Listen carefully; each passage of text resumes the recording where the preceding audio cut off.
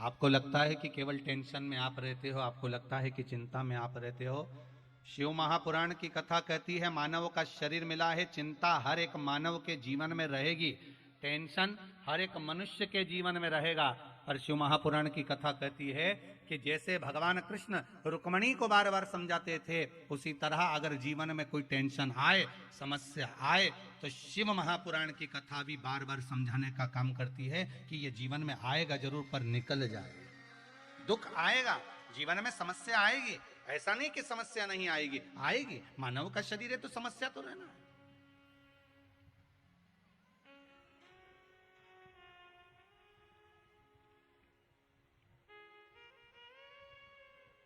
रुक्मणी मैया खूब रोई। अब देखो भगवान कृष्ण की धर्मपत्नी रो रही हैं, उधर राम जी महाराज की कथा को उठाकर देख लो तो माता सीता रो रही हैं। समस्या आई कि नहीं आई माता जानकी के साथ में?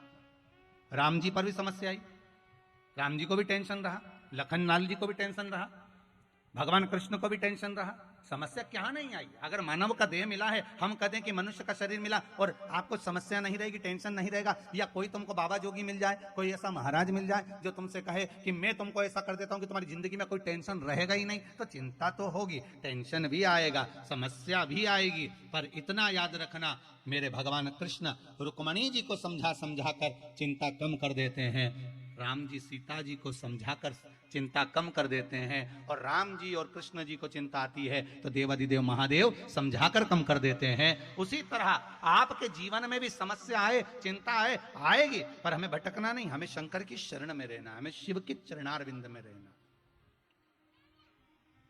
हमें शिव चरणों की ओर जाना है।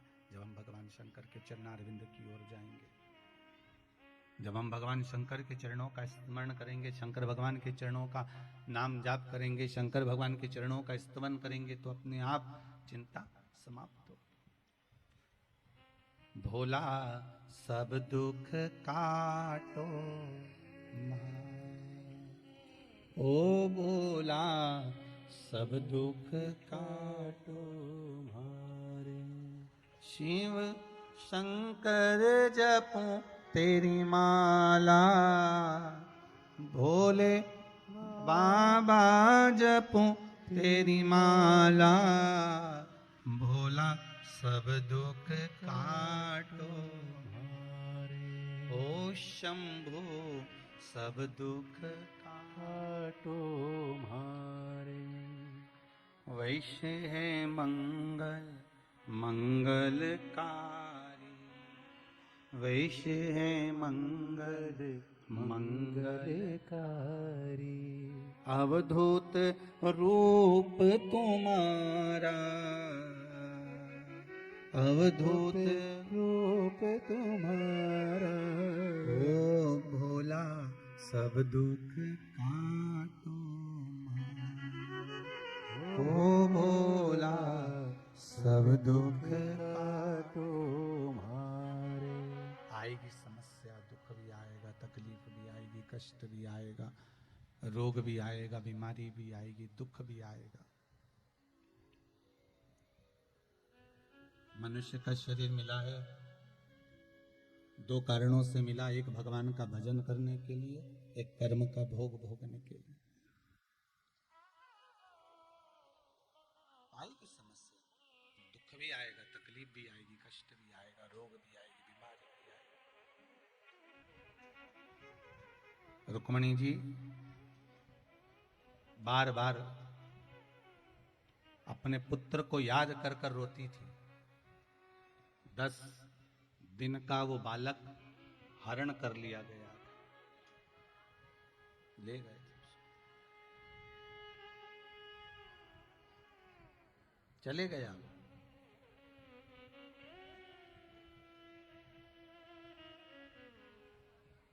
बहुत प्रयास करा, रुक्मणी जी को समझाया गया, हे रुक्मणी जरा ध्यान लगाइए, रुक्मणी अगर बालक गया है उसमें परमात्मा की कोई अच्छाई होगी, भगवान ने अगर दुख दिया है तो उसमें कुछ आपका भला ही होने वाला होगा। अगर भगवान ने किसी से आपको दूर कर दिया है तो उसमें आपका कोई भला ही होने वाला होगा। आप तो हर चीज में कुछ अच्छा सोचिए ना, हर चीज में कुछ श्रेष्ठ सोचने का प्रयास करिए, हर चीज में आप कुछ अच्छा सोचने का प्रयास करिए कि हमको जो मिल रहा है, हमको जो प्राप्त हो रहा है, हमको जो मिला है वो कम नहीं मिला, मेरे मालिक ने खूब अच्छा दिया है, सारा सुख मुझे दिया है, कौन सी कमी मुझे परमात्मा ने दे दी, जो मिल रहा है सब अच्छा ही तो मिल रहा है, उसने बुरा दिया कहाँ है हमको, उसने बुरा प्रदान करा कहाँ है हमको। एक विश्वास की दृढ़ता परमात्मा की शरणागति की ओर जाती। भगवान कृष्ण कहते हैं रुक्मणी तुम रोती क्यों, मेरा बेटा चले गया 10 दिन का, 10 दिन का बेटा गया गया गया, भगवान समझाते रहे, रुक्मणी जी को चिंता व्याप्ति रही, रुक्मणी जी को चिंता व्याप्ति गई, चिंता लगी रही, टेंशन बना रहा, बना बना मेरे भगवान हमेशा कहते थे तू चिंता मत कर, अगर भगवान ने सुख दिया है तो दुख भी देगा और दुख दिया है तो सुख भी देगा, तो क्यों चिंता करती है रुक्मणी, तो चिंता मत कर। और रुक्मणी जी को समझाते समझाते समझाते समझाते समझाते समझाते 18 साल निकल गए थे, तब जाकर प्रद्युम्न 18 साल के बाद वापिस लौट कर आया था। कितने साल के बाद आया, 18 वर्ष के बाद, जो 10 दिन का गया था वह 18 वर्ष के बाद आया, और 18 वर्ष के बाद आया तो एक कन्या से उसने विवाह कर लिया था। आपको मालूम है ना, श्रीमद् भागवत में तो पूरी कथा है, हम तो केवल शिव महापुराण में इसको थोड़ा सा लेकर चल रहे हैं। माया देवी के साथ, महामाया के साथ।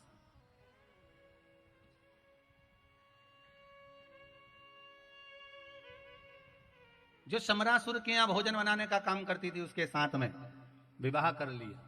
अब बालक वापिस आ गया तो प्रसन्नता होना चाहिए कि नहीं होना चाहिए, जम के तो बोलो। 18 साल के बाद आया, प्रसन्नता होना चाहिए, पर थोड़ी सी प्रसन्नता थी।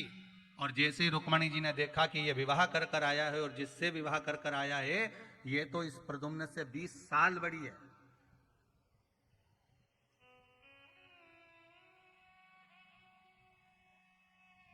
कितने वर्ष बड़ी है, 20 वर्ष। फिर चिंता लग गई, फिर टेंशन आ गया। भगवान बोले, कृष्ण भगवान का हमेशा रुक्मणी को समझाते थे, क्यों चिंता करती है, जो हो रहा है सब अच्छा हो रहा है, जो होगा वो भी अच्छा होगा। भगवान ने गीता केवल अर्जुन को नहीं सुनाई, भगवान ने गीता रुक्मणी जी को बार बार सुनाई।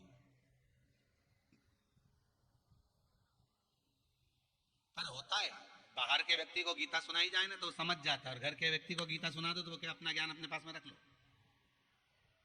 हमको ज्यादा अकल देने की जरूरत नहीं है। और क्या हम बेवकूफ नजर आते तुमको? जब देखो जब हमें ज्ञान देने लगते हो, जब देखो जब हमें बताने लगते हो। आप अपनी बात अपने पास में रखिए।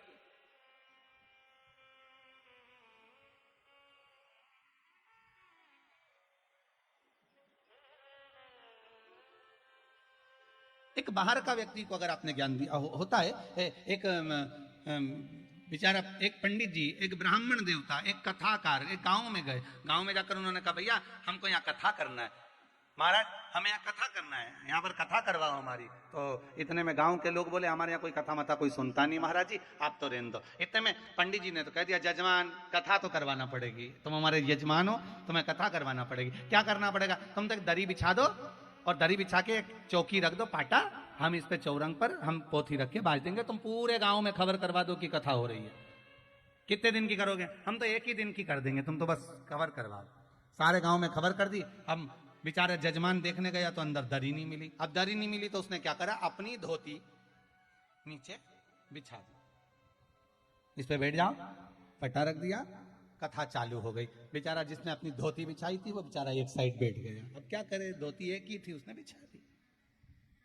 अब सब आए, बैठ गए, कथा चालू हुई। अब कथा चालू हुई तो किसी का मन लगा नहीं लगा, कथा में से धीरे धीरे धीरे धीरे उठ कर चले गए। कोई नहीं बचा, केवल एक ही बैठा था, जजमान।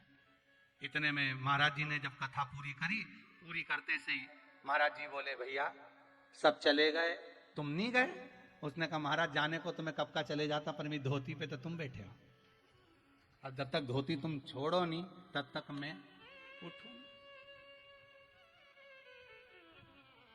बाहर के व्यक्ति को गीता का ज्ञान दिया जाए वो ले सकता है, बाहर के व्यक्ति को समझाया जाए वो प्राप्त कर सकता है, बाहर के व्यक्ति को कुछ कहा जाए वो ग्रहण कर सकता है, पर अपने ही व्यक्ति को, अपने ही करीबी को, अपने ही परिवार वालों को, अपनी ही पत्नी को, अपने ही बच्चों को एक विद्वान से विद्वान भी अगर ज्ञान देता है तो उसको लगता है कि ये सब व्यर्थ की बात है, ये तो बड़बड़ाते रहते हैं।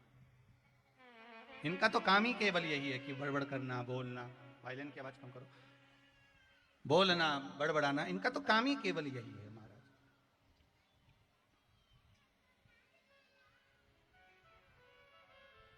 एक ज्ञान देना और एक ग्रहण करना, अंतर है। बहुत बहुत ध्यान दीजिएगा महाराज। कह देना, प्रदान कर देना, बोल देना, एक अलग बात। सास कह कह के थक जाती है कि ऐसा करो, ऐसा करो, ऐसा करो। बहू को लगता है हम हमारे मायके से जो सीख के आए ना बहुत अच्छा सीख के आए, हम जो कर रहे हैं ना बहुत अच्छा कर रहे हैं, हम जो कार्य कर रहे हैं हमारे बराबर कोई नहीं कर सकता, हम जो कर रहे हैं उसमें हमारी श्रेष्ठता, हम जो कर रहे हैं उसमें उसमें हमारी श्रेष्ठता है, हम जो कार्य कर रहे हैं उसमें हमारी श्रेष्ठता बनी हुई है, हमें नहीं करना उसमें, उसमें हमारी श्रेष्ठता है। अब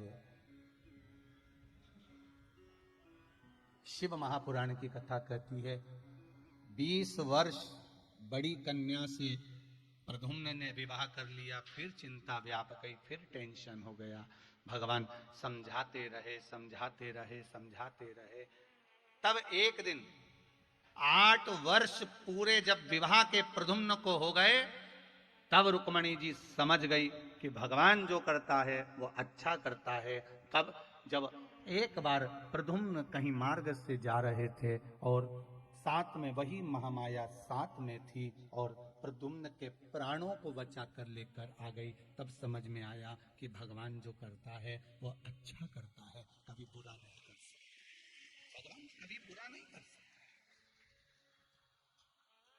वो जो करता है वो श्रेष्ठ करता है, वो जो करता है वो अच्छा ही करता है। आप अगर एक आस और विश्वास लेकर कि मेरा परमात्मा जो दे रहा है अच्छा दे रहा है, मेरा परमात्मा जो मुझे प्रदान कर रहा है अच्छा ही कर रहा है, मेरे धर्म के अनुसार मुझे जो मिल रहा है वो श्रेष्ठ मिल रहा है, दिया उसने, कोई कमी नहीं। एक माता ने भाव लिखा है अपना,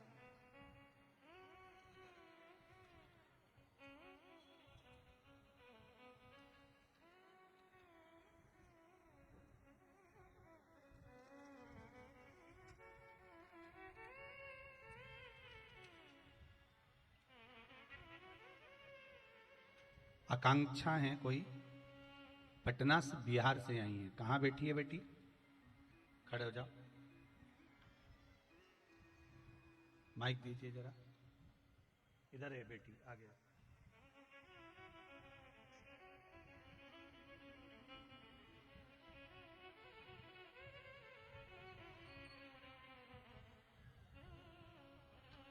पटना बिहार से बेटी आई है। महाराज आकांक्षा जी, श्री शिवाय नमस्तुभ्यम। बेटा पटना में कहाँ से आए हैं? मैं पटना में रहती हूँ। माइक पास में लो। मैं पटना में रहती हूँ। पटना में रहते हैं जी। बाबा ने क्या कृपा करी आपके? मैं जब पढ़ाई कर रही थी तो मेरे जो बैचमेट्स थे उन लोगों का जॉब लगा था और मैंने बहुत जगह जॉब के लिए अप्लाई किया और मेरा हो भी जाता था, बट मैं हमेशा इंटरव्यू में रिजेक्ट हो जाती थी। उसके बाद फिर मैंने सोचा कि कोई बात नहीं, मैं मास्टर्स कर लूँगी तो फिर शायद कहीं ना कहीं जॉब लग जाएगा। बट बाबा का मैंने पशुपति व्रत किया। उसके बाद बाबा का ऐसा कृपा हुआ कि मेरा ऑन कैंपस ही कॉलेज की तरफ से सिलेक्शन हो गया बधाई बहुत और बहुत मेरा मल्टीनेशनल कंपनी की तरफ से मुझे स्कॉलरशिप मिला और मेरे को साथ साथ जॉब के साथ साथ उन्होंने मुझे मास्टर्स के लिए भी मतलब वो आगे मेरा मतलब पढ़ाई के लिए वो पैसा देंगे। बहुत बढ़िया, बहुत बढ़िया। बाबा ने संभाल लिया, यही भाव। बेटे बेटा श्री शिवाय नमस्तुभ्यम। और अगर बाबा का आशीर्वाद रहा तो मैं भी शिव पुराण जरूर कराऊंगी। जी जी जी, बाबा कृपा करो। बैठो बाबू, बैठो। श्री शिवाय नमस्तुभ्यम। बेटी को जीवन में आकांक्षा ने लिखा है, बेटी ने, कि बार बार हो सकता था रिजेक्ट हो गए हो पर हिम्मत नहीं आ रही, और जब हिम्मत नहीं आ रही तब शिव की शरण गई और भगवान शंकर का पशुपति व्रत का भाव प्रकट किया। जैसा आपको कहा है पशुपति व्रत करने के लिए, पशुपति व्रत किया और उस व्रत का प्रभाव मिला, कम नहीं मिला। फिर अभी फिर कहा है भगवान जो देता है वो छप्पर फाड़ कर देता है। भगवान देने में कमी नहीं रखता, और भगवान जब लेता है तो तन का कपड़ा भी फाड़ लेता है। देता भी खूब जम से है और लेता भी खूब दम से है। मानो वो दिया, साथ में यहां तक दिया बेटी को कि जो पढ़ाई करेगी तो उसका खर्चा भी कंपनी उठाएगी। इससे बढ़कर और क्या चाहिए? जहां जॉब लगा वही कंपनी। तो ये शिव कृपा बिना नहीं हो सकता। आपका विश्वास प्रबल होना चाहिए, आपका भरोसा दृढ़ता प्रबल होना चाहिए। जब विश्वास और दृढ़ता प्रबल हो जाए तो जीवन का क्यों ना सुख मिले। आप उस भक्ति की ओर बढ़ो। तो आप शंकर भगवान की भक्ति करना रहे, मिलेंगे अपने आसपास वाले, पड़ोस वाले, परिवार वाले, कुटुंब वाले सब मिलेंगे। कोई कहेगा कि कहाँ भजन में डूबे हुए, कोई कहेगा कहाँ शंकर जी के मंदिर जा रहे हो, तुम तो इतने पढ़े लिखे होकर कहाँ ढोंग प्रपंच में फंसे हुए हो। पर दुनिया के लोग आपको भरमाएंगे, दुनिया के लोग आपको भटकाएंगे, दुनिया के लोग आपसे कहेंगे कहाँ शंकर जी के भजन में, कहाँ लोटा भर के पानी चढ़ाना, कहाँ शिव जी का स्मरण करना, भटकाएंगे। पर यदि दृढ़ भक्ति है, विश्वास अगर प्रबल है, भक्ति अगर प्रबल है, तो आपको दृढ़ी बनकर शंकर को पकड़ कर रखना है, तो शंकर भी आपको छोड़ेगा, फिर शिव नहीं छोड़ेगा।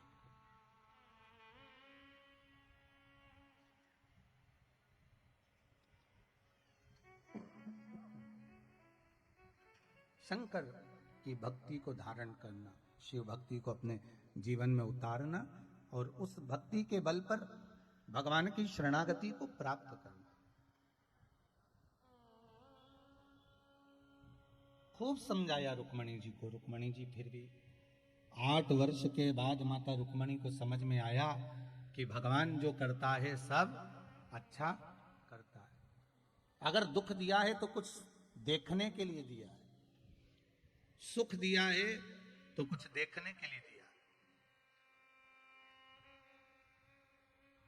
दोनों मिले हमें देखने के।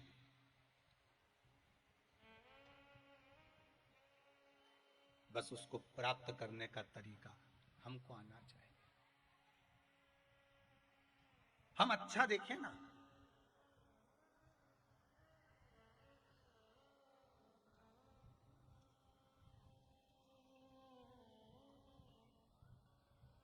एक व्यक्ति ने आज सवेरे बहुत अच्छा प्रश्न किया, गुरुदेव आप सब बड़े बड़े शहरों में कथा करने जाते हो, शेर घाटी आए हो, छोटा सा कस्बा, छोटा सा गांव जैसा है, छोटा सा है, कैसा लगा आपको? हमने कहा बहुत जोरदार है, यहाँ जितने मिलते हैं सब शेर ही मिलते हैं। शेर घाटी में और है क्या? सब शेर ही हैं। और भगवान की कृपा है सबसे बड़ी शेर घाटी पर कि देवाधिदेव महादेव शंकर भगवान इस शेर घाटी के चारों तरफ शिव मंदिर है। सबसे बड़ी कृपा ये है। और शेर घाटी चारों तरफ नदी है, एक टापू पर ये शेर घाटी बसा हुआ है। समझ लो शिव जी इसको बसा कर, बहुत सुंदर। और हम एक बात और कहने में पीछे नहीं हटेंगे इस शेर घाटी के लिए, दिलीप जी कहने में पीछे नहीं हटेंगे कि भारत का विकास अगर देखना है तो बड़े बड़े शहरों में जाकर देखिए कि भारत ने कितना विकास करा। और भारत का, इस भारत की भूमि का अगर भाव देखना है तो छोटे छोटे गांवों में जाकर देखिए कि भाव किसको कहते हैं। विकास शहरों में देखना और भाव गांव में देखना।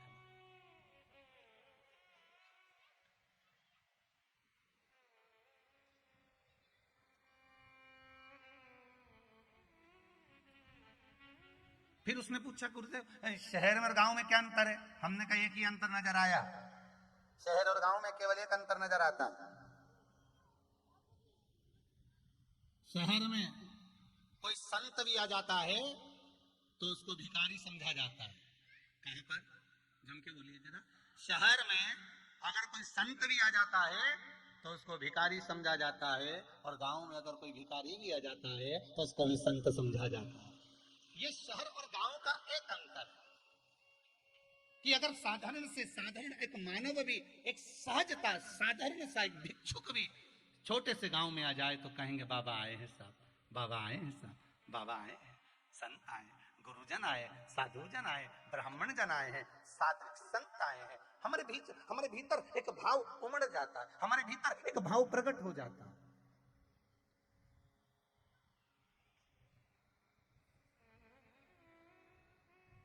और देखने को मिला शेर घाटी में लोग भाव के बड़े बड़े प्रबल है महाराज।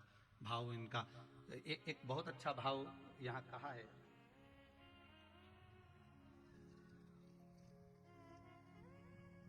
अभी इतने पत्र तो नहीं पढ़े, थोड़ा सा हाथ में आ गया था तो ध्यान में था। कोई प्रवीण कुमार जी अग्रवाल शेर घाटी से लिखे हैं।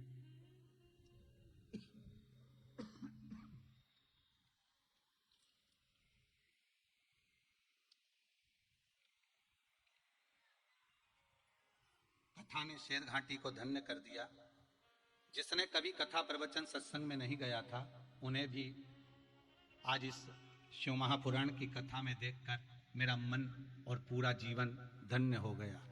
जो कथा में नहीं जाते थे वो भी कथा में आए, ये देखकर प्रवीण कुमार जी लिखते हैं कि मेरा जीवन धन्य हो गया।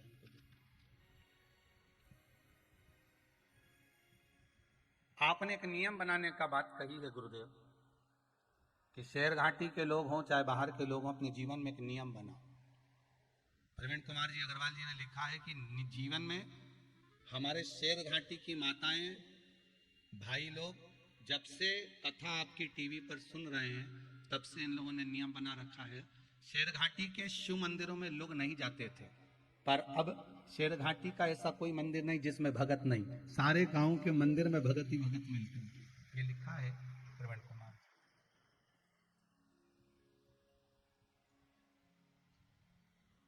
और मेरा निवेदन रहेगा कि मंदिर में जाओ, मना नहीं है, खूब जाओ।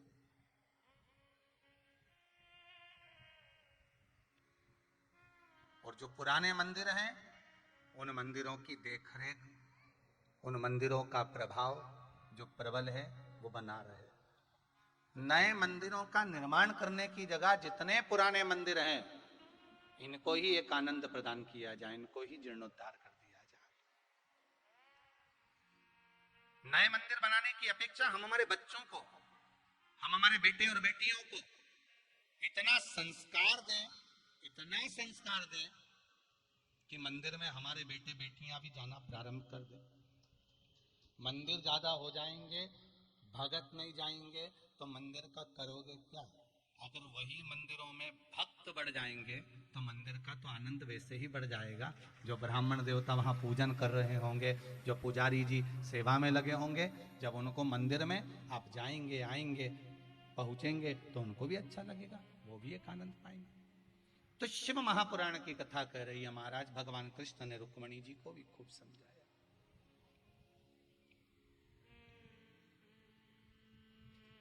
जब दुख की घड़ी आती है,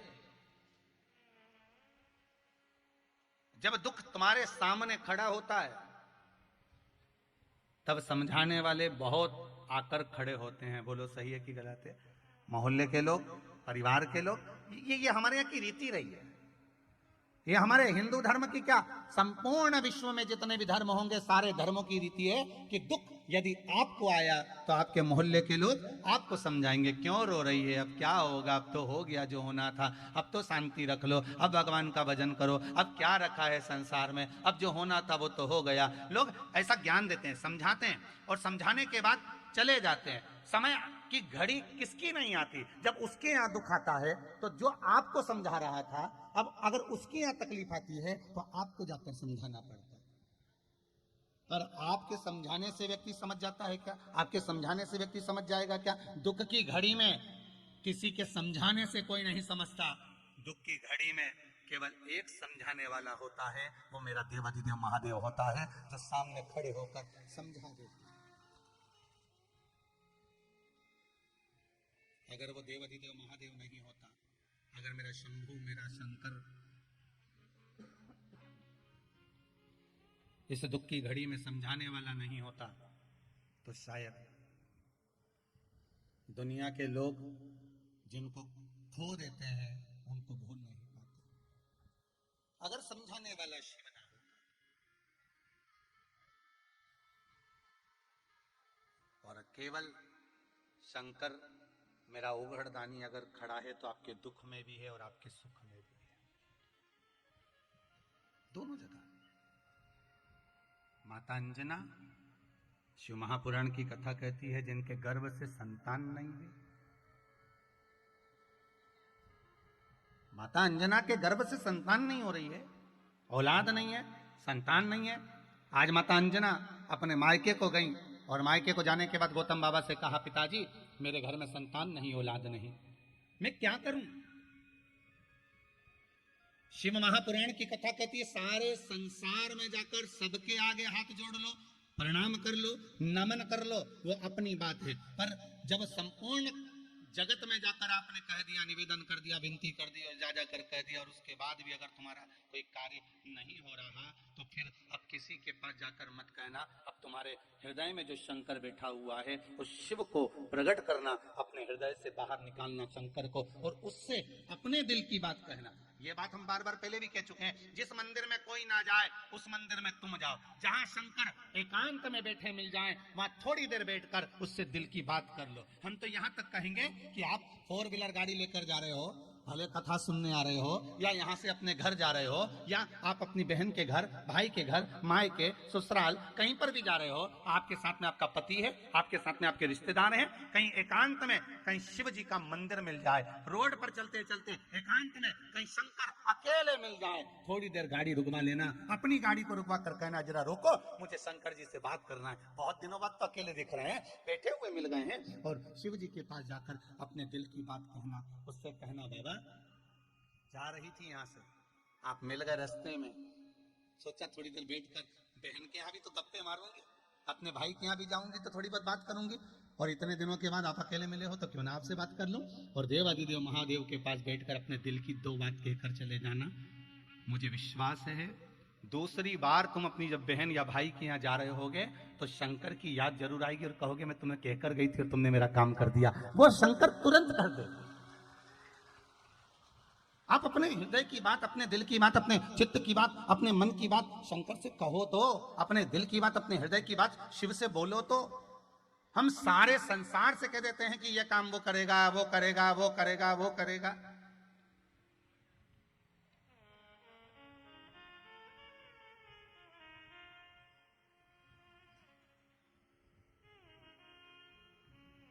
सबके हाथ जोड़े हमने, भैया हमारा ये काम कर देना, भैया हमारा वो काम कर देना, हम कब से फोन लगा रहे थे आपको, आप हमारा ये काम कर देना। सबको बोलो, बोलकर देख लो एक बार दुख की घड़ी में कि हमारा ये दुख है आप मिटा दोगे क्या, हमें कोई ये तकलीफ है आप मिटा दोगे क्या। जब कोई ना मिटाए तब शिव की शरण जरूर जाए, तब वो घरदानी के पास जरूर जाए।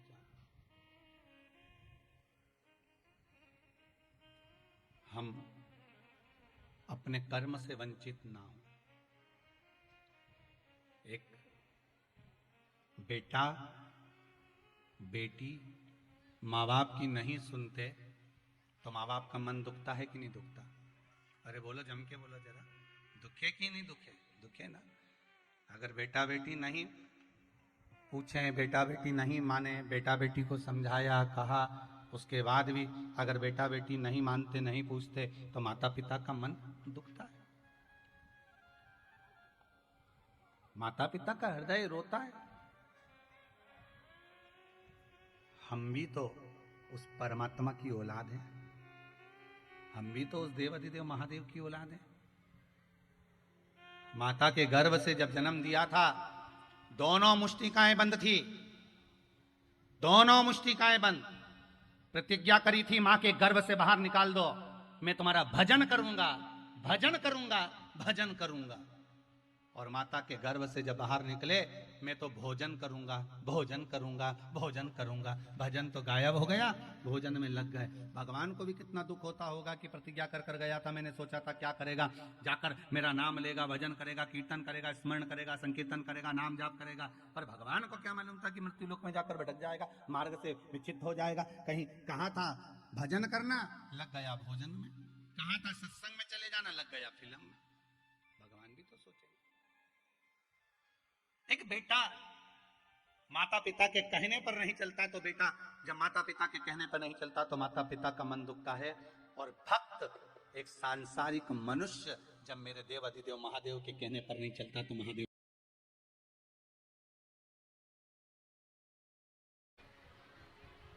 शिव कथा कर रही है, मां अंजना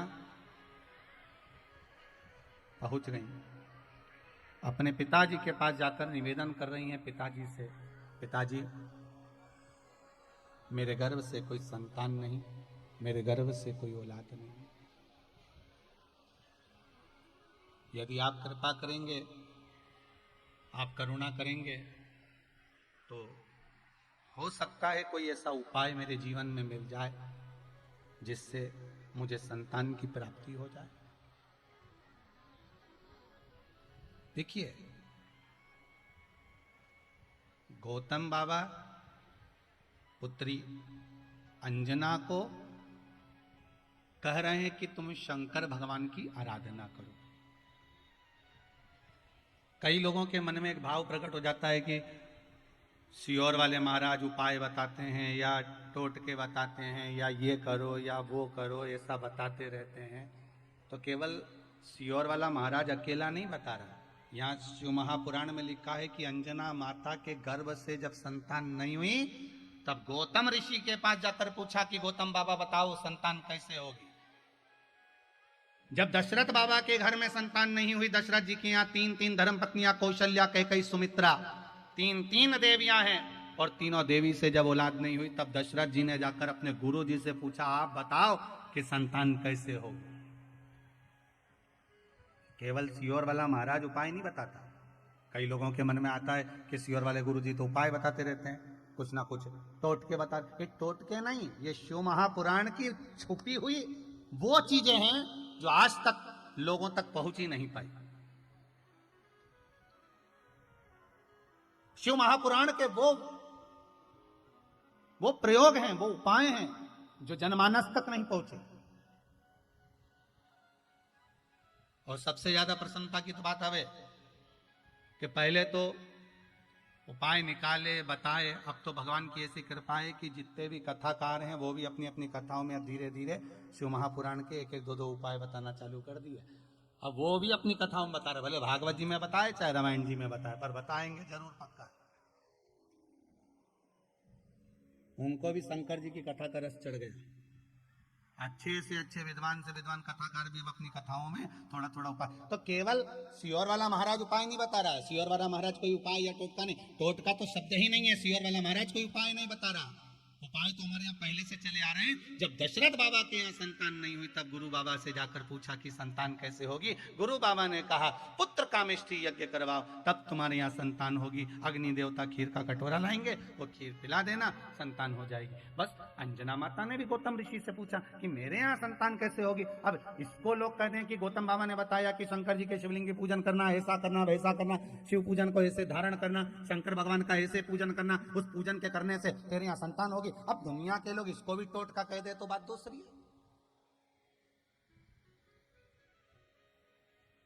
किसी को अगर कुछ बताया जाए तो वो टोटका नहीं, वो उपाय है जो हमारे संत भी बताते हैं, हमारे ऋषिवर, हमारे गुरुजन भी बताते हैं।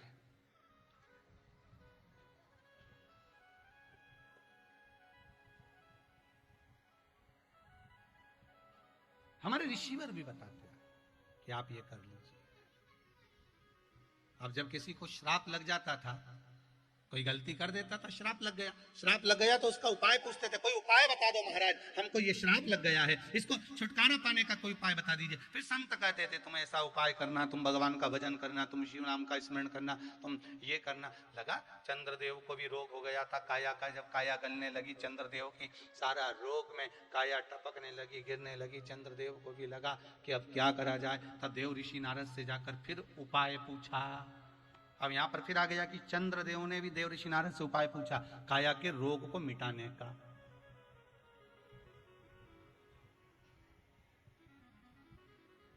पूछा गया, जीवन में अगर दुख आता है, जीवन में अगर कष्ट आता है, फिर निवेदन है, दशरथ जी के जीवन में कष्ट आया था तो गुरु जी की शरणागति में गए थे, गुरु जी के पास गए थे। अंजना माता के जीवन में कष्ट आया तो गुरु के शरण में, गौतम बाबा के चरणारविंद में गए थे। आए जीवन में दुख तकलीफ कष्ट तो किसी सतगुरु की शरण में जाकर बैठ जाओ। अगर जीवन में दुख आ जाए तो किसी सदगुरु की शरण में पहुंच जाओ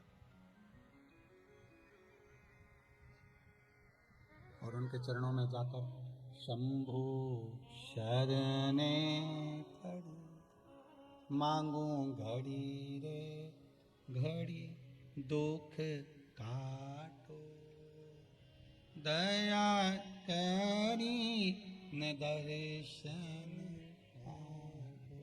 हे बाबा, बहुत समय हो गया आपके चरणों का स्मरण कर रही हूं। बड़ा दुख है जीवन, बड़ा कष्ट है जीवन।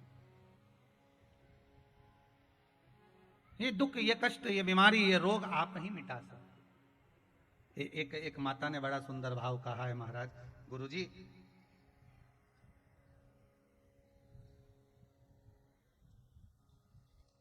आशा देवी हैं, माधेपुरा जिला से आई हैं। कहाँ बैठी हैं? जरा माइक दीजिए।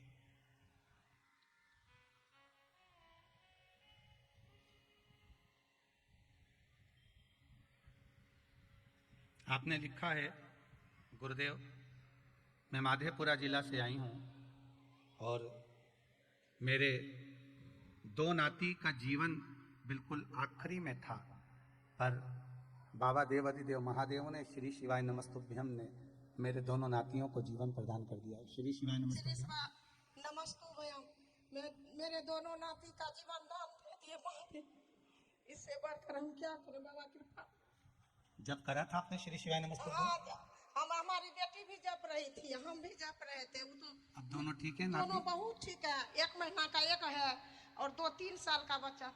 दोनों ठीक है? अब विराजिए। श्री शिवाय नमस्तुभ्यम। बाबा ने वो दे दिया आपको।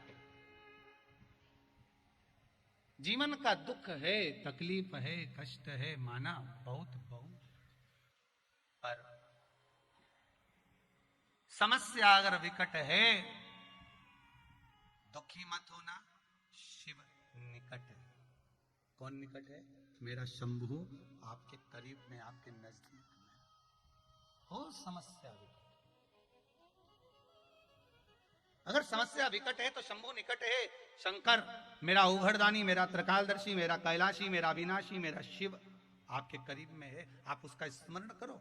माना मनुष्य का, फिर कहेंगे, कथा शुरू करी थी आज 7वें दिन की, तो कहा था कि मानव का जीवन मिला है जब रुक्मणी जी के जीवन में टेंशन रह सकता है, सीता जी के जीवन में टेंशन रह सकता है, मेरे राम मेरे कृष्ण के जीवन में अगर टेंशन रह सकता है तो आप भी टेंशन से मुक्त नहीं हो सकते। टेंशन तो आएगा, पर अगर दुनिया भर के लोग टेंशन दे सकते हैं तो शंकर जी का नाम मेंशन दे सकता है। टेंशन नहीं, वो मेंशन दे सकता है। शिव का नाम उस टेंशन को समाप्त कर सकता है। श्री, फिर आगे बोल दिया, फिर साथ में बोलो, श्री शिवाय नमस्तुभ्यम, श्री शिवाय नमस्तुभ्यम, श्री शिवाय नमस्तुभ्यम।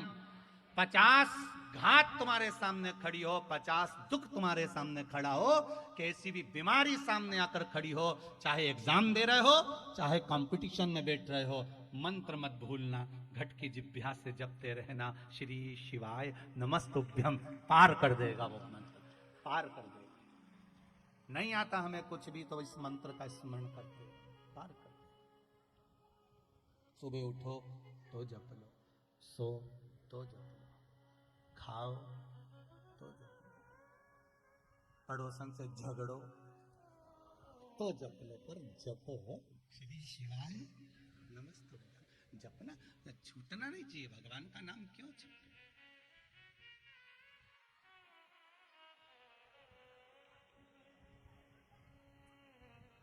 किस लिए छूटे महाराज। और आएगा वो हमारे दुखों को हरने के लिए।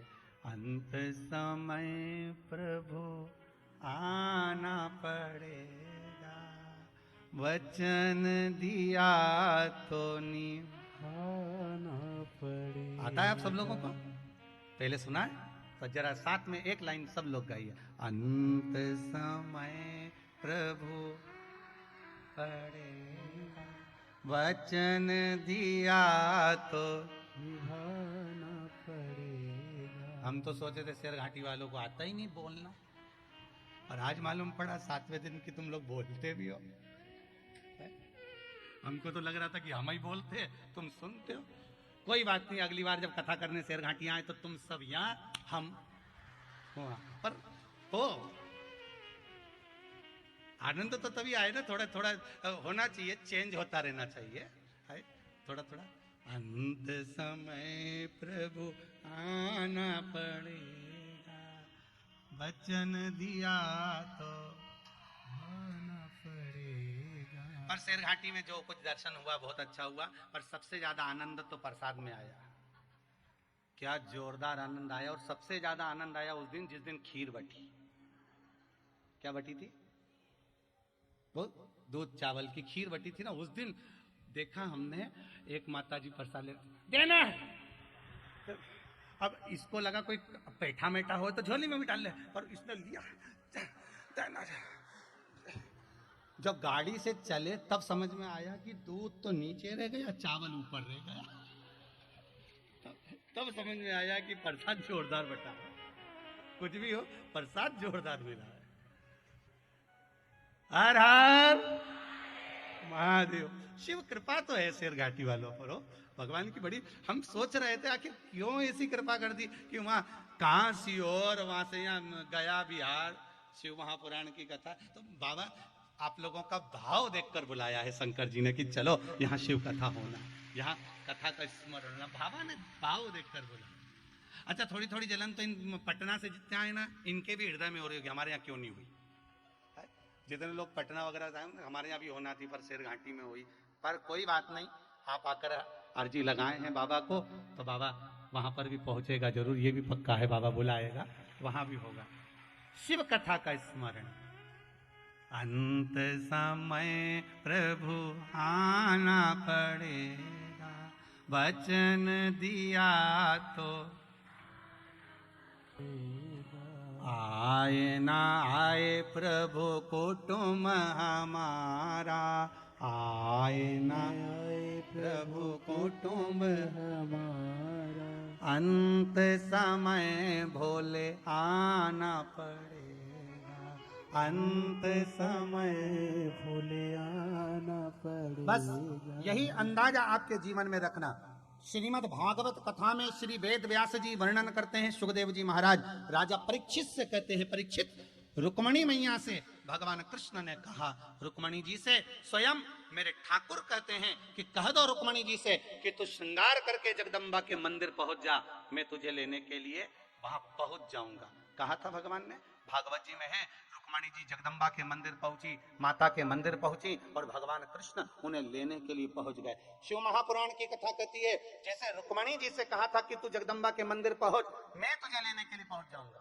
भगवान ने ये नहीं कहा रुक्मणी को कि तू श्रृंगार करके घर के बाहर खड़ी हो जाना, मैं तुझे लेने आ जाऊंगा। नहीं नहीं, जगदम्बा के मंदिर पहुंच, मैं तुझे लेने आऊंगा। उसी तरह शिव महापुराण की कथा में भगवान कहते हैं कि जो एक बार शिव महापुराण की कथा के पंडाल के अंदर पहुंच जाता है, मेरा देव अधिदेव महादेव उसके दरवाजे पर पहुंच जाता है, उसके चौखट पर पहुंच जाता है।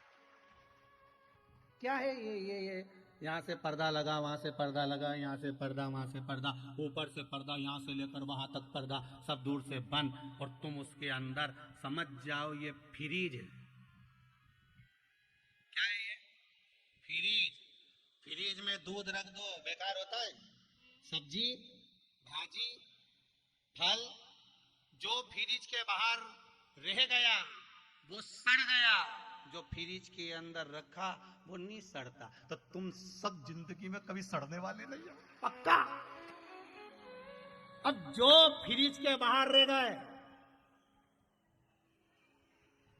तुम्हारी बात चल रही है, इधर दिखाना भैया जरा खिड़की में, वो सामने इन्हीं की चल रही है, फ्रीज के बाहर वालों की, हो तुम्हारी ही चल रही है। जो फ्रीज के बाहर रह गए, दिक्कत इन्हीं की है। अब ये सोच में पड़े कि अपना क्या होगा कालिया, दिक्कत वहां लगे हुए है जो भीतर है। और आज तुमसे कोई पूछे ना कि तुम घर जाओ, और जब कोई तुमसे पूछे कहां गई थी, तो कहना फ्रिज में बैठी थी, परंतु उसको बता देना कौन सा फ्रिज था, नहीं तो वो भी जाली निकाल के अंदर बैठ जाए, और मालूम पड़े आफत मोल ले ले, ऊपर निपटी निपटू जाए, अपना नाम आ जाए, दादा इनका क्या। तो इसलिए उसको बोल देना कहां बैठी थी, कह देना शिव महापुराण के उस पंडाल में बैठी थी जिसमें मैं जिंदगी में कभी सड़ नहीं सकती, मेरी आत्मा की शुद्धि वहां हो गई, या आत्मा का कल्याण हो गया, मुझे शंकर मिल गया, ओघड़ दानी प्राप्त हो गया। ये वो स्थान है जहां शंकर मिल जाता। अंत समय प्रभु पड़ेगा, और वचन दिया तो निभाना पड़ेगा। बस आप उसके दरवाजे तक पहुंच गए, मेरा शंकर आपके दरवाजे तक पहुंच गया। चिंता, दुख, तकलीफ, अंजना माता स्वयं गौतम बाबा से जाकर कहती है, पिताजी मेरे हृदय को दुख है, मेरे यहाँ संतान नहीं है। आपने डॉक्टर से जाकर कहा कि मेरे घर में संतान नहीं है, आपने अपने रिश्तेदारों से कहा मेरे घर में संतान नहीं है। कभी आपने किसी एकांत में जो शंकर बैठे हो देवालय में, शिव जी के पास जाकर कहना, भोलेनाथ 10 साल मेरी शादी को हो गए, 12 साल हो गए, 15 साल हो गए, 20 साल हो गए, बाबा से भी तो विनती करो एक बार जाकर कि मेरे यहाँ संतान नहीं है, मेरे घर औलाद नहीं। उससे भी तो जाकर कहो कि मैंने सारे सहारे छोड़ दिए, बस तेरा सहारा काफी है। मैंने सबको छोड़ दिया, अब तो मैंने इलाज करवाना छोड़ दिया, अब मैं दवाई नहीं लेती, औषधि नहीं लेती, पर अब मैंने सुना वो सियोर वाला महाराज के मुख से, सिंहासन पर छाती ठोक ठोक कर बोलता है कि शंकर दे सकता है, वो कोई नहीं दे सकता। तो अब मैं तुम्हारी शरण में आई हूं। मैंने सुना है कि कईयों की झोलियां आपने भर दी, लक्ष्मी की भी औलाद नहीं थी, उसको भी अपूर्ण कह दिया था उनके पति ने। तब माता पार्वती ने अपनी गोदी का गणेश लक्ष्मी की गोद में डाल दिया था। तो आप भी मेरी गोदी में कुछ दे दो। आप शिव से तो जाकर कहो, आप शंकर से तो जाकर कहो, एक बार उस ओघड़दानी से, त्रिकालदर्शी, कैलाशी, अविनाशी मेरे शंभू से जाकर प्रार्थना तो करो। हम कहते नहीं है, बस हम सोचते हैं कि हम तो बस अपने आप कुछ ना कुछ मिल जाए।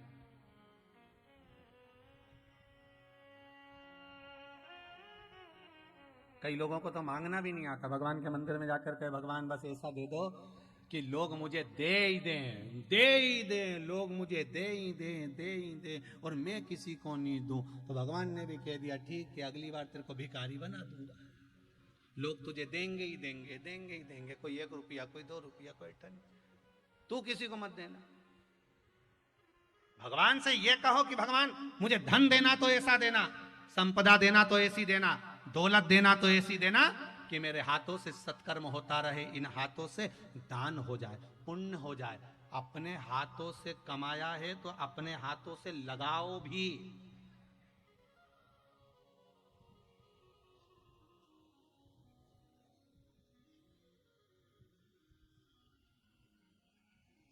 अपने हाथों से अगर कमाया है तो अपने हाथों से लगाओ, सत्कर्म करो, दान करो, पुण्य करो।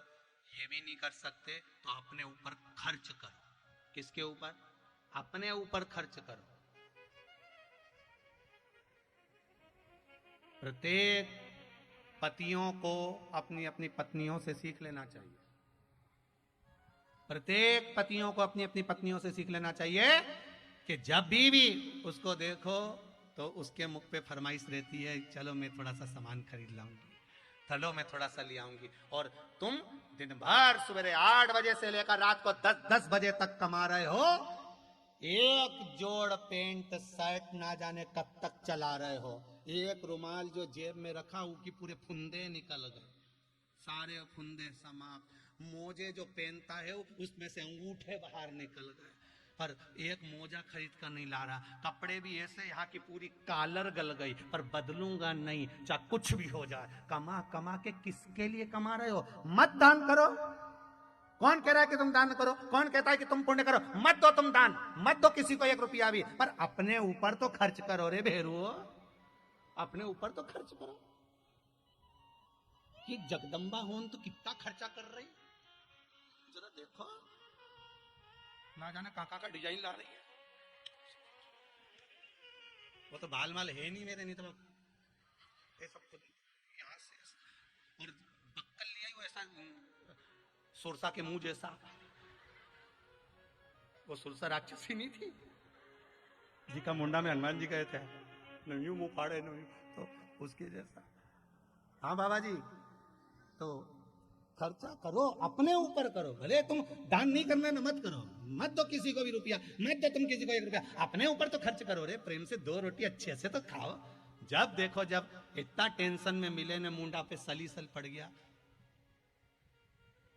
बोलिए बोलिए, कुछ बोलना चाहते हो? देव जरा माइक दो भाई, पहुंचाइए।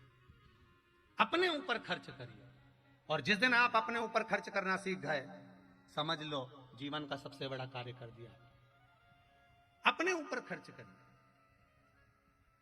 और ध्यान दीजिएगा अपने जीवन में जितना आप कमा रहे हो, अपने पत्नी को, अपने बच्चों को और आप सबसे कहकर रखो कि इसका एक अंश थोड़ा सा दान धर्म पुण्य संकीर्तन सत्संग स्मरण में लगाते रहो, लगाते रहो, सत्संग स्मरण में लगाते रहो। श्री शिवाय नमस्ते बाबा, श्री शिवाय नमस्ते। हम कहाँ से आए जी? बाबा मेरे बगले में घर है सर, अफजलपुर। जी जी जी, नमः शिवाय आपको। बाबा जब से आपका आस्था चरण देख रहे हैं बाबा जी, बिना देखे खुद नहीं खिलाता है। अरे वाह वाह, बहुत बढ़िया, जोरदार। और बाबा आपने बीच में सीहोर से 2 दिन रात में टाइम दिए थे। जी जी, रात में वो पूर्णिमा शिव वहां पर। जी जी, तो उसी बीच में बाबा हमको बनारस जाना था जी, तो हम बनारस एक दिन पहले गए कि हमको कल सीहोर बाबा से हमको प्रवचन सुनना है। जय जय हो बाबा की कृपा। उस रात भी जग गए बाबा जी हमारे पास बड़ा मोबाइल भी नहीं था बाबा, ये छोटा मोबाइल बाबा आप कहाँ देख सकते थे बनारस में। जी जी जी हम घर लौट गए जी, उस दिन जगह, उसके बाद घर के परिवार बोले कि आज जग पाइएगा। हम कहे ऐसा कीजिए भैया 1 लोटा चाय बना दीजिए। और बाबा जब जब पल झपता था तो 1 गिलास चाय पीते थे और जगह रह गए। और जगह कर कथा सुनिए। जी, और जग की कथा सुने, दूसरे दिन भी सुने, और लास्ट में चाय बचा तो 1 पैकेट बिस्कुट खोल के खाए और दम पर सो गए। इसके बाद बाबा जब आपका आज समझ में आया कि बिहारियों में कथा करनी है, पक्का है जी, जोरदार। और जब बाबा आपको हम चैनल पर देखे कि सरघाटी में, बाबा उस दिन धड़कन मेरा एकदम। और जिस दिन आप ग्राम आ गए थे बाबा, तो हमारे गांव के जितेंद्र बाबू, कारू बाबू, टुनटुन बाबू पहुंचे थे, तो लगा कि हम कैसे पहुंच जाए। जय हो। उस दिन भी रात में नींद नहीं पड़ा था हमको। पहुंच गए हैं पंडाल में बाबा, और रात भी हमको नींद नहीं पड़ा कि आज विराम हो रहा है बाबा। जी जी जी, हर हर महादेव। बहुत बहुत साधुवाद, आपने अपने श्री दिल की बात शिवाय करी, इसके लिए श्री शिवाय, श्री शिवाय नमस्ते। बहुत बहुत साधुवाद, आप लोगों का प्रेम, वात्सल्यता, करुणा ऐसे ही बाबा की कृपा बनी रहे। और जिस भाव से आप शिव महापुराण की कथा सुन रहे हैं, बाबा देव अधिदेव महादेव आपकी झोली खूब खुशियों से भर दें। फिर एक बार सिर घाटी में खूब प्रेम से कथा हो, हम तो बाबा से यही प्रार्थना करते हैं, वो दे आपको, और आप ऐसे ही अपने जीवन को धन्य सार्थक बनाते रहें। शिव महापुराण की कथा कहती है महाराज, माता अंजना ने विनय करी, निवेदन करी, माता अंजना निवेदन करी, और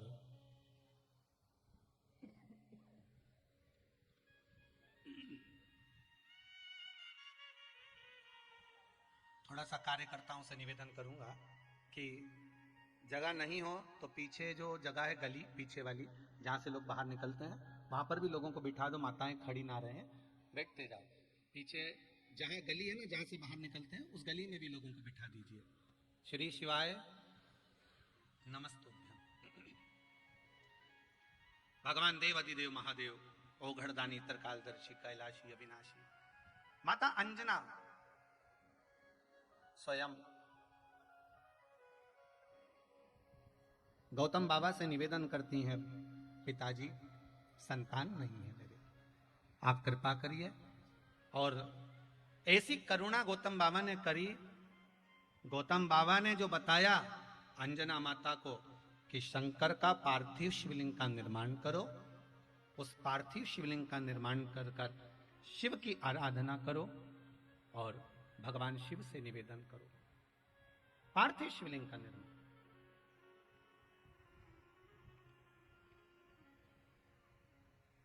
कल आपको कथा में कहा था एक नियम, भले एक लोटा पानी का बनाओ पर बनाओ। पार्थिव शिवलिंग का निर्माण माता अंजना देवी करना प्रारंभ करी। शिवलिंग का निर्माण करती हैं, पूजन करती हैं, विसर्जन करती हैं। एक दिन देव अधिदेव महादेव को लगा तो महादेव ने पूछा पार्वती जी से, पार्वती सुनो, आप स्वामी ये अंजना कर क्या रही है? प्रभु आपका स्वरूप बना रही हैं, पूजन करती हैं और विसर्जन करती हैं। आपके स्वरूप का पूजन कर रही हैं, विसर्जन कर रही हैं। अच्छा, पर कारण क्या है?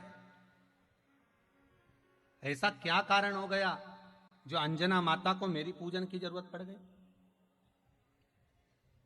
व्यक्ति के जीवन में जब दुख आता है तब वो शंकर भगवान की पूजन करे तो शिवजी सोचते हैं कि आखिर क्या जरूरत पड़ गई इसको, इसको क्या जरूरत क्या पड़ गई ऐसे जो मेरी आराधना कर रही है। माता पार्वती जी से कहा जाकर पता करो। पार्वती मैया ने एक ब्राह्मण की स्त्री का रूप बनाया, सुंदर ब्राह्मण की स्त्री बनकर पार्वती मैया पहुंच गई अंजना माता के पास में और वहां बैठकर अंजना माता से कुछ बातें करने लगी।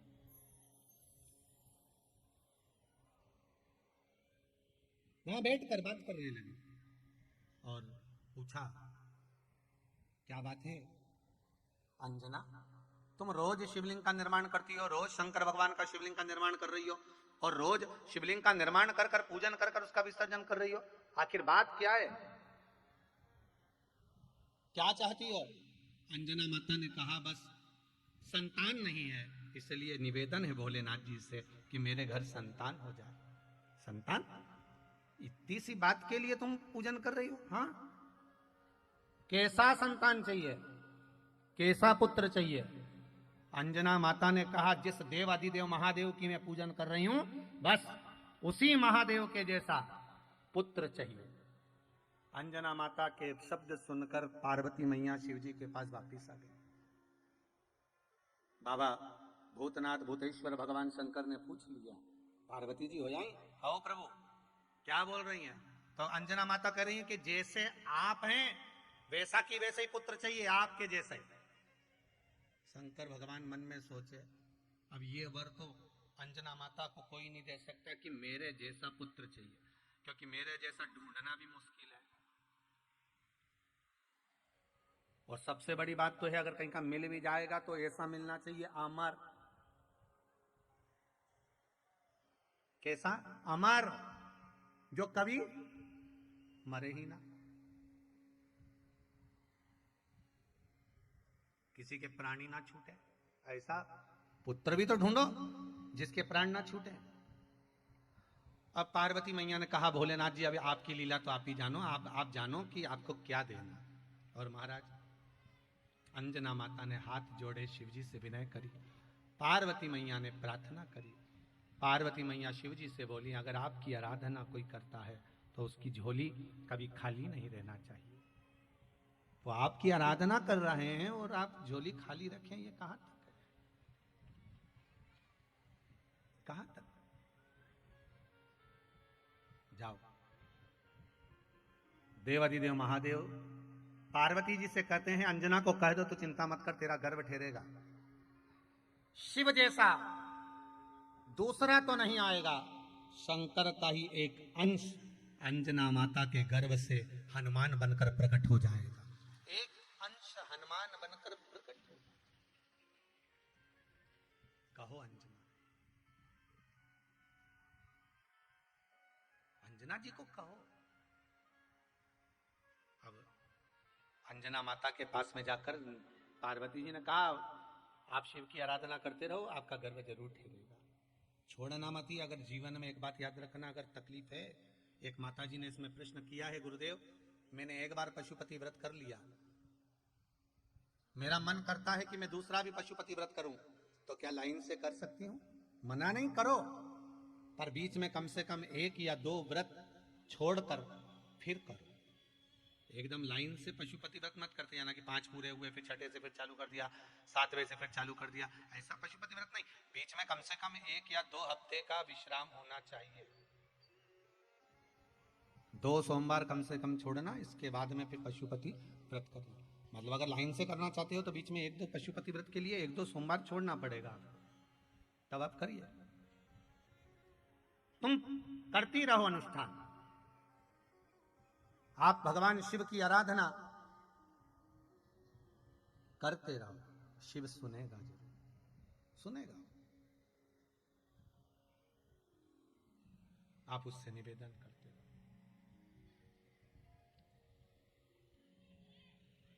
मिलेगा शंकर।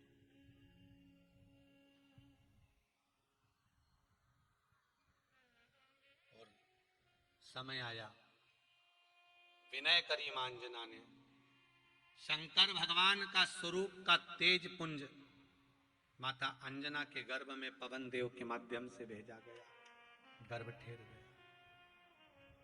शिव महापुराण की कथा कहती है, जहां सारे डॉक्टर हार जाएं, तब एक डॉक्टर और है, वो है देव आदिदेव महादेव। जब सब हार जाएं तब वो बैठा हुआ है, उसका भरोसा रखना, उस पर विश्वास रखना, वो आएगा।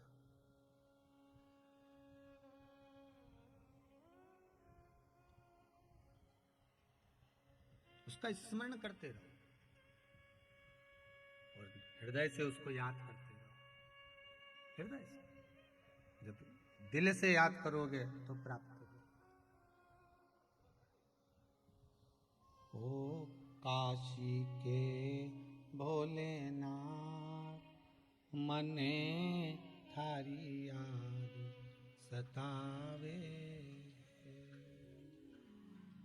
हिच क्या ना रोके भोलेनाथ,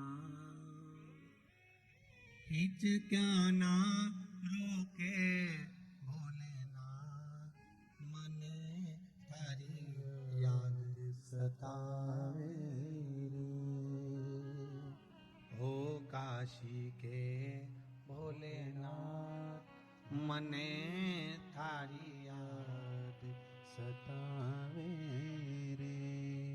शिव का स्मरण करते करते अंजना माता का गर्भ ठहर गया। सुंदर चैत्री पूर्णिमा के दिन माता अंजना के गर्भ से श्री हनुमान जी महाराज का प्रागट्य हुआ। पवन तनय संकट हरन, मंगल मूरत रूप, राम लखन सीता सहित हृदय बसहु सुरभूप। श्री हनुमान जी महाराज प्रकट हुए। बड़ा सुंदर स्वरूप है श्री हनुमान जी का, बड़ा सुंदर। कितने भाई हैं श्री हनुमान जी महाराज? 6 भाई। कितने भाई हैं? 6। रतिमान, मतिमान, व्रतिमान, गतिमान, हनुमान, ऐसे केतुमान, ऐसे हनुमान 6 भाई हैं। और एक बार पहले भी कथा में कांच फिर कहते हैं, जिसका लोहे से जुड़ा हुआ व्यापार हो, या कोई फैक्ट्री हो, या कोई कारखाना हो जो नहीं चल रहा हो, बहुत प्रॉब्लम आ रही हो, कर्जे में जाते जा रहे हो, चल ही नहीं पा रहा, हनुमान जी के उल्टे पांव का सिंदूर लाओ, गतिमान हनुमान जी के नाम से उस जगह पर, उस मशीन पर एक स्वस्तिक और एक त्रिशूल बना दो और उसका पूजन कर दो गतिमान हनुमान के नाम से। कौन से हनुमान? गतिमान। हनुमान जी महाराज के चौथे नंबर के भाई गतिमान के नाम से। वो फैक्ट्री, वो मशीन फिर कभी दिक्कत नहीं देगी, वो बढ़ती चली जाएगी। अगर आपका ट्रेवल्स का काम है, गाड़ियों का काम है, ट्रक का काम है, बस का काम है, छोटी छोटी गाड़ियों का काम है, नहीं चल रहा, तो हनुमान जी महाराज के तीसरे नंबर के भाई वृत्तिमान, क्या नाम है? वृत्तिमान।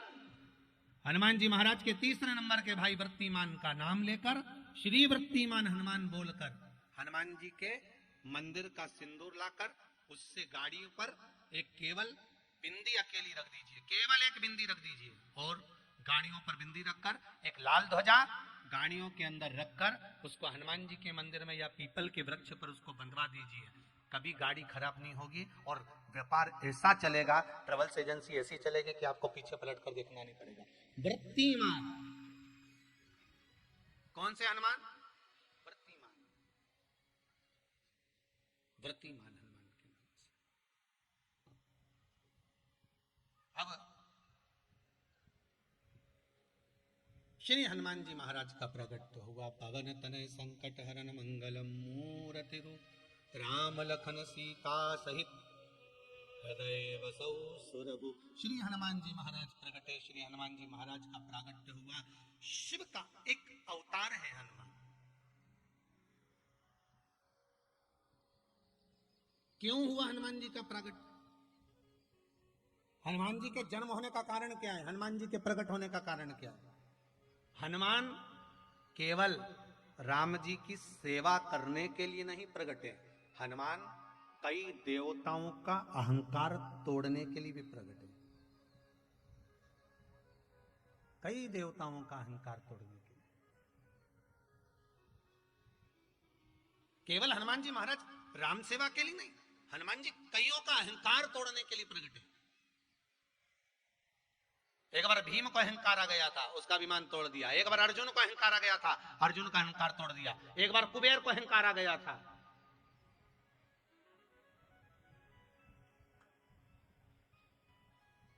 जब राम जी महाराज अयोध्या में निवास कर रहे थे, माता जानकी उनके पास में बैठी हुई थी, और उसी समय पर आकर विभीषण ने आकर कह दिया था, महाराज कुबेर को अहंकार आ गया है। कुबेर को अहंकार? हाँ। किस बात का अहंकार आ गया? श्री राम जी महाराज ने विभीषण से पूछा, तुम लंका में निवास कर रहे हो तो आज तुम्हें यहां कैसे आना पड़ा? महाराज कुबेर को अहंकार आ गया कि उसके पास में इतनी दौलत, इतनी सत्ता, इतना वैभव, इतना धन है कि वो कुछ भी कर सकता है। कुबेर को अहंकार? हाँ। तो भगवान राम को लगा कि सीता जी तो मेरे पास में है, सीता मतलब लक्ष्मी, जब लक्ष्मी मेरे पास में है तो कुबेर को तो अहंकार आना ही नहीं चाहिए। पर राम जी के मस्तक पर सल देखा, चिंता की एक रखील देखी, तो माता सीता जान गई कि इस कुबेर का अहंकार तो मैं तोड़ दूंगी। आधे से ज्यादा घर का काम तो माताएं चुटकी में निपटा देती, चुटकी में। वो तो पति हो न अपना टेंशन माताओं को बताए तो सही, घर पे आके कि पत्नी से के कि ये कमला मुझे ये चिंता है, तो बोल तो सही, अपनी पत्नी को थोड़ा सा तो बताओ कि मुझे ये टेंशन है, मुझे ये चिंता है। आधे से ज्यादा चिंता समाप्त कर दे पत्नी। सीता जी ने केवल सुना था और उसी समय पर सोच लिया, इस कुबेर का अहंकार तोड़कर मानूंगी। और जानकी मैया ने उसी समय पर तुलसी के क्यारे के पास जाकर खड़ी हो गई अयोध्या के, और तुलसी के क्यारे के पास जाकर खड़ी होकर माता सीता ने आवाहन करा, कुबेर आओ सामने। और कुबेर जी दौड़ कर आए। बोलिए जानकी मैया क्या बात है? सीता जी ने कहा, कुबेर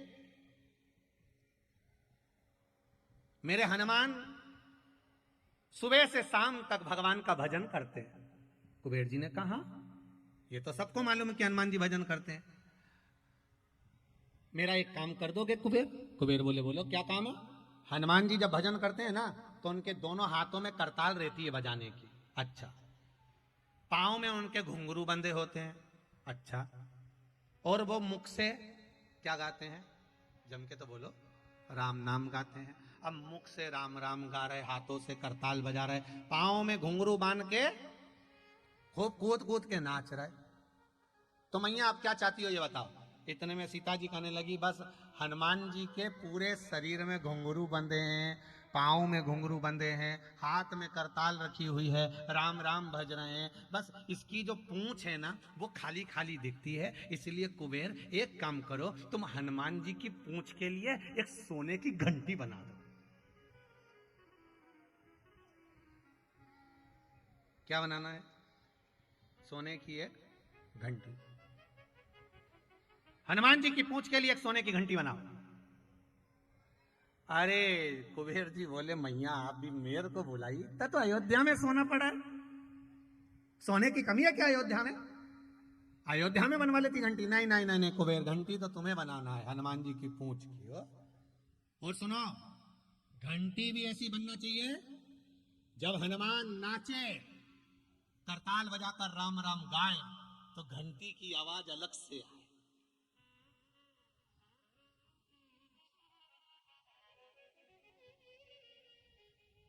जब गाए तब आवाज। और महाराज छम छम नाचे देखो वीर हनुमान,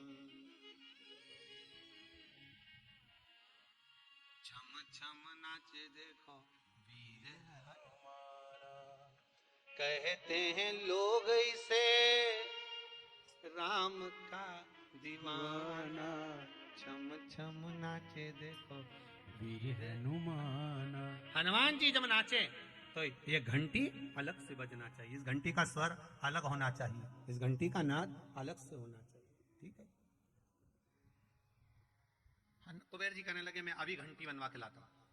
इतने में तो तुरंत कुबेर जी महाराज गए और कुबेर महाराज घंटी को बनवा कर लेकर और हनुमान जी की पूंछ में बांधा। अब पूंछ में जो घंटी बांधी, पूंछ में जहां बंधी थी, पूंछ में इतने बाल थे, घंटी कहां छुप गई मालूम ही नहीं पड़ी। कुबेर जी महाराज ने देखा कि हनुमान जी जब भजन कर रहे हैं तो वो घंटी का आवाज तो आ ही नहीं रहा। सीता जी बोली, कुबेर तुमने कहा था घंटी बनाएंगे, ये कैसी घंटी बनाएंगे? कुबेर जी बोले, मैया छोटी बन गई, मैं अभी और बड़ी बनवा के लाता हूं। अब की बार कुबेर जी गए तो इतनी बड़ी घंटी, अब घंटी क्या थी, तो घंटा था, इतना बड़ा घंटा बना के लाए। अब हनुमान जी की पूंछ में फिर बांधी। अब हनुमान जी की पूंछ में बांधी तो हनुमान जी की पूंछ ऐसी विकराल, ऐसी विकराल। अब जरा विचार करना, हनुमान जी जब सुरसा के मुंह में जा रहे थे, उनने शरीर बढ़ाया बढ़ाया बढ़ाया बढ़ाया बढ़ाया बढ़ाया, जैसे जैसे सुरसा मुख बढ़ाई, भगवान जी हनुमान जी ने और स्वरूप बढ़ाया बढ़ाया बढ़ाया, सुरसा ने यम मुंह फाड़ा, हनुमान जी मसक समान होकर अंदर जाकर वापिस आ गए। तो अब की बार ये घंटी की जगह घंटा लेकर आए, जो पूंछ में बांधा, बांधने के बाद वो घंटा जब बांधा गया, फिर हनुमान जी नाचे तो मालूम पड़े वो घंटी ना जाने कहां छुप गई। तो कहते हैं 1000 सैनिक कुबेर ने वो घंटे को हनुमान जी की पूंछ के बाल में ढूंढने के लिए लगाया कि घंटा गया कहां। तब जाकर मालूम पड़ा कि हनुमान जी की पूंछ के अंदर वो घंटा कहां छुप गया था। तब जाकर उस पूंछ में से घंटे को निकाला। मैया ये भी छोटा पड़ गया। सीता जी को तो कुबेर को नीचे दिखाना था, इसका इनकार तोड़ना था। कुबेर जोरदार घंटा बना कर लाओ। अब की बार कुबेर गए तो 1000 कुंटल सोना लगा दिया और एक इतना विशाल घंटा लेकर आए। कहते हैं करोड़ों तो सैनिक लग गए उसको उठाने के लिए और खींच के लेके आके हनुमान जी की पूंछ में बांधा। हनुमान जी की पूंछ में बांधा। अब की बार हनुमान जी जो नाचने गए तो पूंछ के अंदर 3-4 बाल के अंदर वो घंटा बीच में फंस गया। अब वो घंटा फिर नहीं मिला, फिर गया। कुबेर जी महाराज की आंख में आंसू भर गए। सीता जी से कहा, माँ। सीता जी बोली, बोलो क्या बात है कुबेर? कुबेर जी बोले, मैया मैं हर बार घंटी बना कर लाता हूँ, हर बार घंटी छोटी पड़ जाती है, समझ में नहीं आ रहा। पूरे कुबेर के खजाने में जितना सोना पड़ा था साहब का घंटा बनवा कर लाकर लगा दिया, तो भी हनुमान जी की पूंछ में वो घंटी मालूम ही नहीं पड़ रही। क्या बात है मैया? मुझे लगता है कहीं मुझे अहंकार आ गया था मेरे वैभव पर, इसलिए मेरा वैभव सब शून्य है। मैया इस हनुमान के आगे मैं निवेदन करता हूँ, माँ आप कृपा करो। सीता जी ने कहा, कुबेर तुझे अहंकार आ गया था। कुबेर, तुझे अभिमान आ गया था, और वो अभिमान तेरा इतना प्रबल था कि तू सब कुछ कर सकता है, उस अहंकार को तोड़ा गया है। तो चिंता मत कर कुबेर, मैं बनवा कर लाती हूँ घंटी, और सीता जी स्वर्णकार के यहाँ जाकर एक घंटी बनवाकर हनुमान जी की पूंछ पर बांध देती हैं। हनुमान जी की पूंछ पे फोटो में तुमने घंटी बंदी देखी है? बोलो तो जरा, देखी कि नहीं देखी? हनुमान जी की पूंछ पर जो घंटी बंदी नजर आती है, वो माता सीता जी ने हनुमान जी को बांधी थी, मां जानकी ने बांधी। तो चिंता मत करो,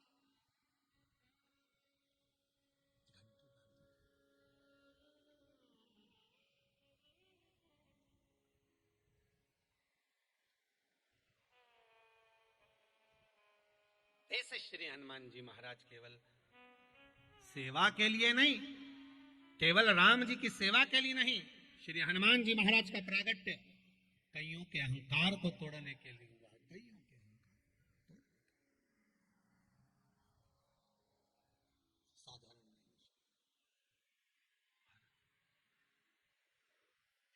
वो कोई साधारण नहीं।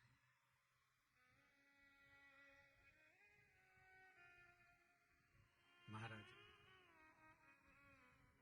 इसीलिए कहते हैं विद्यावान गुणी अति चातुर, राम काज करिवे को प्रभु चरित सुनिबे को रसिया, राम लखन सीता मन बसिया। घर घर में सीताराम की, घर घर में राजा राम की जय होना चाहिए, जय। श्री हनुमान जी महाराज सम्मुख प्रागट्य का देने वाला, रस तत्व प्रदान करने वाला, जीवन के एक लक्ष्य तत्व को निश्चित करने वाले श्री हनुमान जी महाराज शिव का अवतार, ओगरदानी, त्रिकालदर्शी, कैलाशी, मेरे शंकर के अवतार।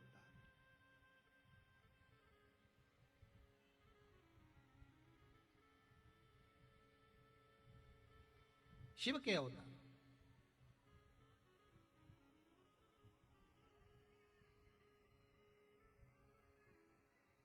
और स्वरूप भी वही शिव जैसा है।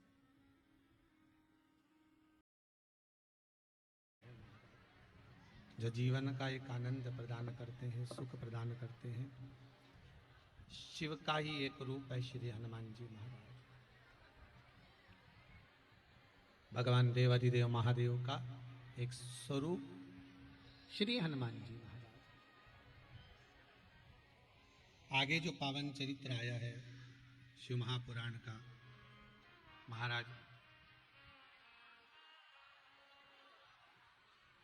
शिव महापुराण की कथा कहती है, भगवान देवता और राक्षसों ने मिलकर मंथन किया है,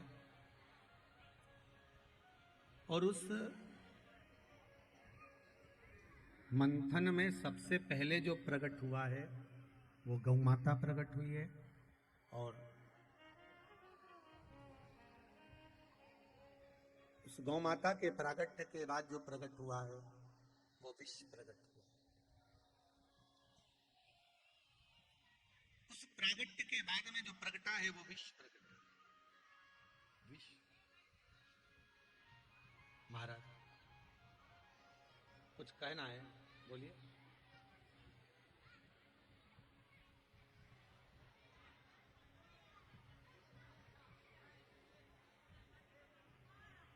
नहीं मिलता वहां पे, शिव मंदिर में नहीं जाने देते होंगे।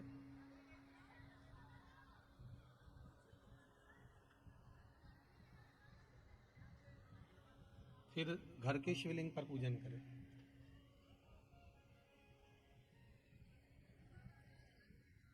बाहर कहीं पर जाकर शिवलिंग का निर्माण कर पार्थिव शिवलिंग का किसी वृक्ष के नीचे, उसके नीचे पूजन कर फिर आप उसको कर सकते हैं।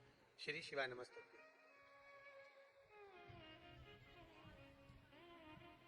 बोलिए।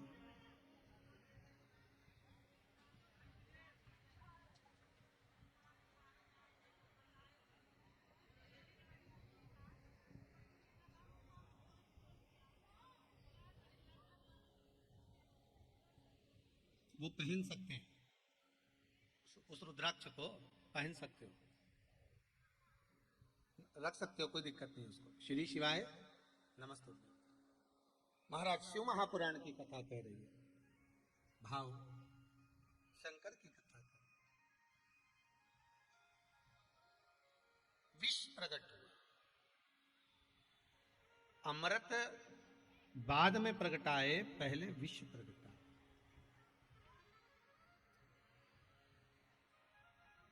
मंथन करने पर जो विष निकला है, उस विष को भगवान शंकर को दिया गया और भगवान शंकर उस विष को ग्रहण करें।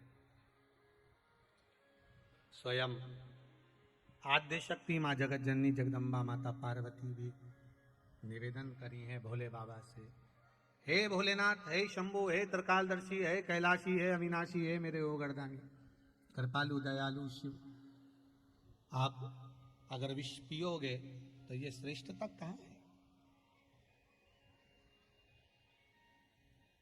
इसकी कोई श्रेष्ठता नहीं है भोलेनाथ। शंकर भगवान कहते हैं कि विष तो मुझे पीना ही पड़ेगा। उसका कारण क्या है?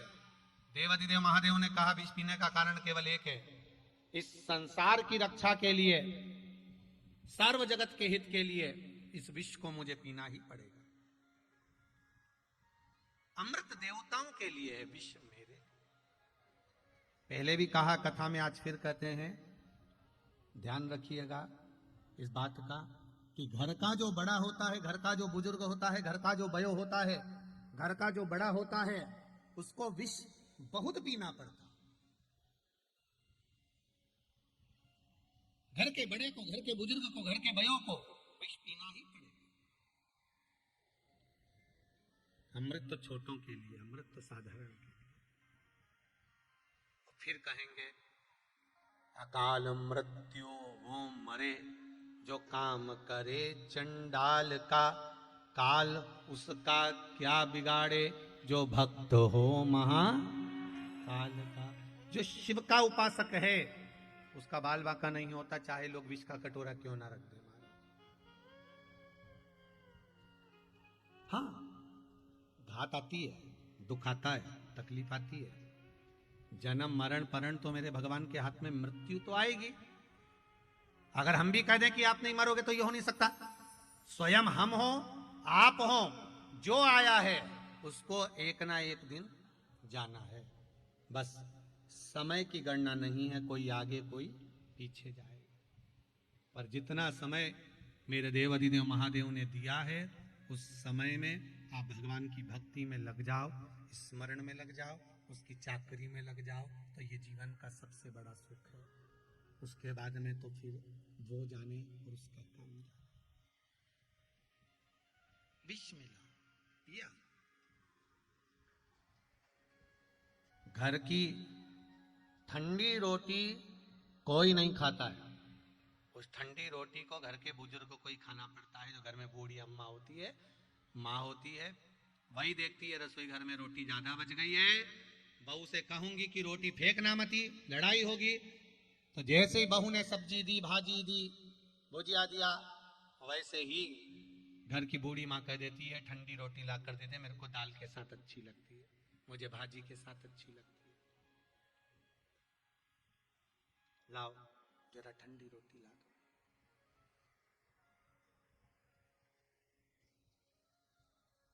ठंडी रोटी घर के बुजुर्ग के हिस्से में आ जाती है महाराज। घर के बुजुर्ग, घर के बड़े के हिस्से में ठंडा भोजन आ जाता है, उनके हिस्से में आ रहा। अब शिव के हिस्से में विष आया और विष पीकर भगवान देव अधिदेव महादेव स्वयं विषधारी, नील कंठधारी हो गए। गले में जब विष पहुंचा तो कंठ नीला पड़ चुका। शिव महापुराण की कथा कहती है केवल कंठ नीला विष से नहीं पड़ा था, कंठ नीला पड़ गया था। मेरे देवाधिदेव महादेव ने माँ जगत जननी जगदम्बा से कहा था कि इस विष को मेरे को अकेले को नहीं पीना है, ये विष तुझे भी धारण करना है, इस विष को तुझे भी धारण करना है। और विष मां जगतजननी ने अपना हस्त कमल कंठ में, भगवान शंकर के कंठ में अपने हस्त कमल को विराजमान करा है। मां ने हस्त कमल जब कंठ पर रखा, हस्त कमल, विष जब नीचे की ओर प्रवेश करा, तब उस विष को मां ने अपने हाथों में झेल लिया, अपने हाथों में उस विष को झेल लिया। शंभो शरणे पड़ी मांगू घड़ी रे घड़ी, दुख दया करी ने दर्शन, हर हर महादेव। इस विश्व को मां ने अपने हस्त कमल पर भी रखा, साधारण नहीं। बहुत ध्यान से सुनना कथा, विराम की ओर चल रही है और 10 मिनट की कथा रही है। उस 10 मिनट में आपके जीवन की पूंजी ना चली जाए, उसका ध्यान रखना। शंकर की कथा में बैठे हो और थोड़ी देर की बची है, उसका स्मरण करिए। लोग हलचल करेंगे, बोलेंगे, चालेंगे, हलचल मचाएंगे, और हमको शंकर की डोर जो बंधी है उसको तोड़ना नहीं है। शंकर से जो इस हृदय को हमने बांधा है वो शिव ही जानता है। महाराज पार्वती मैया ने हस्त कमल को लिया है कंठ पर, विष नीचे जा रहा है। केवल कंठ नीला विष से नहीं पड़ा, मां जगतजननी जगदम्बा अपने हस्त कमल पर झेल रही है। मां, अगर एक पति के जीवन में अगर दुख आता है, तकलीफ आती है, कष्ट आता है, तो धर्म पत्नी का सबसे बड़ा फर्ज है वो पति के साथ में कदम से कदम मिलाकर खड़ी रहे, कदम से कदम मिला। अभी एक माता जी सामने प्रश्न कर रही थी गुरुदेव कि मेरे पति के कंठ में रुद्राक्ष था, उस रुद्राक्ष को उनके जाने पर निकाल लिया गया, अब वो रुद्राक्ष धारण करा, बेटे करें ना करें, उसको पहनना चाहिए। वो रुद्राक्ष को दूध में धोइए, गंगा जल में धोइए, इसका स्मरण करिए। भले वो था और रुद्राक्ष आपका है, आपके पति के पास का पहना हुआ है, बहुत पुराना है, उसका स्मरण करना है, तो उसको धोकर गंगा जल का स्मरण करके उसको धारण करिए। महाराज शिव भक्ति का प्रतीक है वो शंकर, वो तो शमशान का निवासी है, मेरा भूत अधिपति तो स्वयं शिव। और इतना पुराना रुद्राक्ष,